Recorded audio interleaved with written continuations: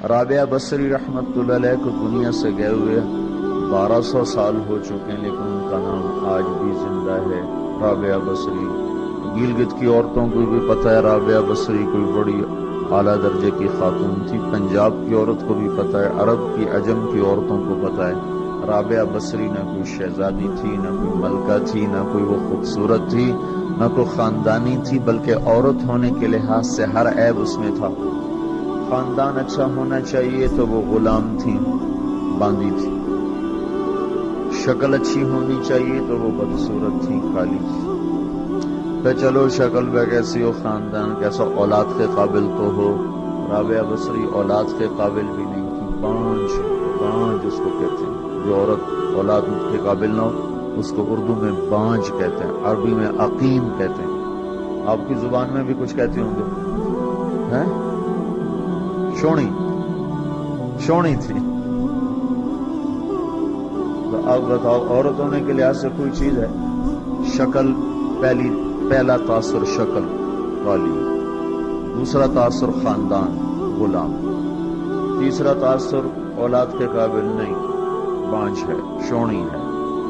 تو 1200 سال کے بعد میں گلگت میں کیوں اس کا نام بلند کر رہا ہوں؟ میں نے کسی بادشاہ کی بیوی کا نام تو نہیں لیا، سکندر کی بیوی اور بنو امیہ اور بنو عباس کی ملکہ اور بیگمات ان کے نام تو نہیں لیے، میں کہہ رہا ہوں رابعہ بصری۔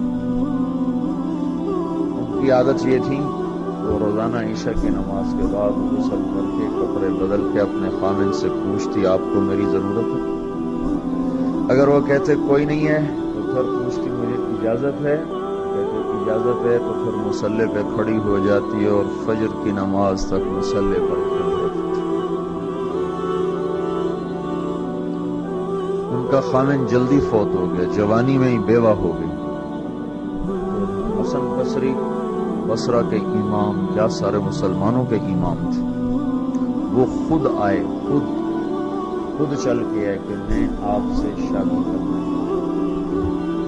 ان کو شادی کا شوق نہیں تھا، ان کو وہ تو اولاد کے قابل نہیں، شکل صرف ان کی نیکی اور ان کا جو اللہ سے تعلق تھا، ان کو یہ لالچ ہوا کہ یہ میری بیوی ہے تو اس کی تو فعل شاید میری بخشش ہو جائے۔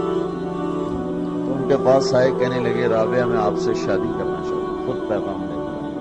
تو انہوں نے فرمایا میری 4 باتوں کا جواب دے دو تو میں شادی کروں۔ کہنے کہ کیا؟ کہ یہ بتاؤ میں جنتی ہوں کہ دوزخی ہوں؟ کہنے لگے یہ تو میں کچھ نہیں کہہ سکتا۔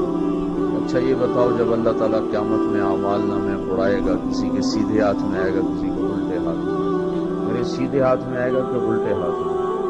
کہنے لگے یہ بھی کچھ نہیں بتا سکتے۔ کہنے لگے اچھا یہ بتاؤ جب اللہ نیکیوں کو تولے گا، کسی کی نیکیاں بڑھ جائیں گی، کسی کے گناہ بڑھ جائیں گے، میرے گناہ زیادہ ہوں گے، نیکیاں زیادہ ہوں گی؟ کہ یہ بھی نہیں بتا سکتا۔ اچھا یہ بتاؤ جب لوگ پل صراط سے گزریں گے، کوئی پار نکل جائیں گے، کوئی نیچے گر جائیں گے، تو میں پار نکلوں گی کہ دوزخ میں گروں گی؟ کہنے لگے یہ بھی میں نہیں بتا سکتا۔ تو پھر فرمایا اچھا جاؤ مجھے تیاری کرنے دو، مجھے ان 4 باتوں کی تیاری کرنی ہے، میرے پاس شادی کے لیے وقت کوئی نہیں ہے۔ ایک دن اٹھی،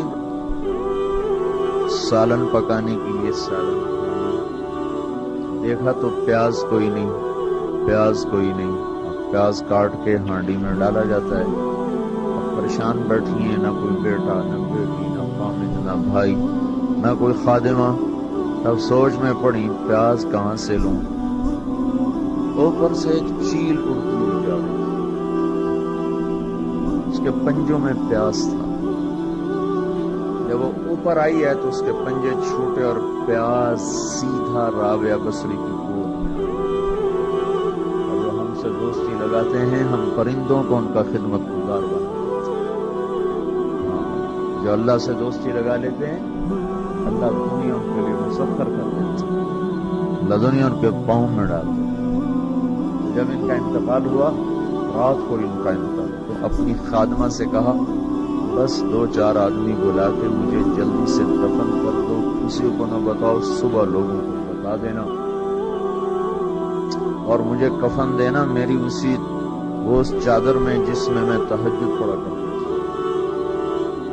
تو انہوں نے راتوں رات کفن کر کے صبح اعلان کیا، شور مچ گیا، ہائے کیوں بتایا کیوں نہیں بتایا۔ تو اگلی رات ان کی خادمہ نے ان کو خواب میں دیکھا، سبز لباس پہنا، حسن و جمال، سورج چہرے پہ چمک رہا۔ پوچھا آپ کے ساتھ کیا ہوا؟ کہا میرے اللہ نے میرے ساتھ بہت عمدہ معاملہ کیا۔ کہا آپ کی وہ چادر کہاں گئی جس میں آپ کو کفن دیا تھا؟ اب اللہ تعالیٰ نے اتار لی ہے اور مجھے جنت کا جوڑا پہنایا ہے، اور اس چادر کو اللہ نے سنبھال کے رکھا ہے۔ جب قیامت کے دن میری نیکیوں کو اللہ تولے گا تو اس چادر کو بھی اس میں تولے گا۔ انہوں نے پوچھا منکر نکیر کا کیا ہوا؟ سوال جواب ہوتا ہے، منکر نکیر آتے ہیں، ان کا کیا ہوا؟ کب وہ آئے تھے تو انہوں نے مجھ سے کہا من رب کی، تیرا رب کون ہے؟ تیرا رب کون ہے؟